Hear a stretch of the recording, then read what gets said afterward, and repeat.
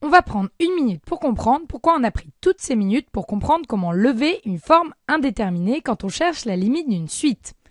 C'est parti pour la synthèse.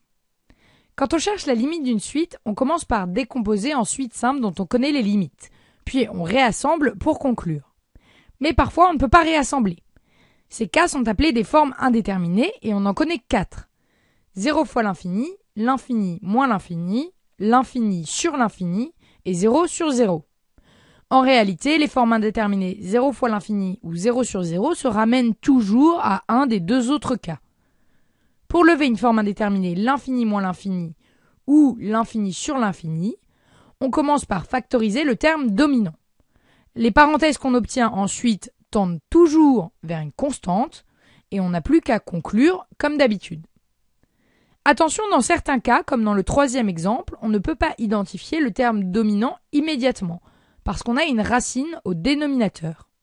Dans ce cas, il suffit de se débarrasser de ces racines, soit en montant la racine au carré si on a uniquement sur racine de quelque chose, soit dans tous les autres cas en multipliant par l'expression conjuguée.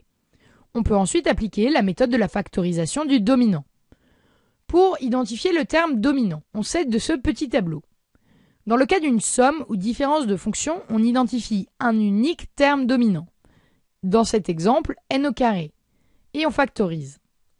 Dans le cas d'un quotient, on identifie deux termes dominants, un au numérateur, n2, et un au dénominateur, n.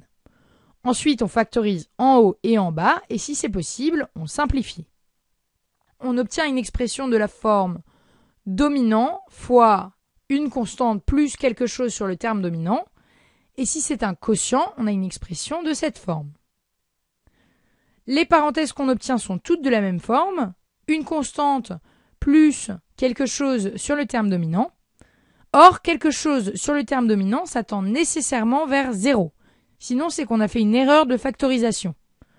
Donc, toutes nos parenthèses vont tendre vers une constante k. À ce stade, la forme indéterminée est levée et il ne reste plus qu'à conclure. Et la vie est belle. Si cette vidéo t'a aidé, rejoins-nous sur 1minutepourcomprendre.org ou notre page Facebook.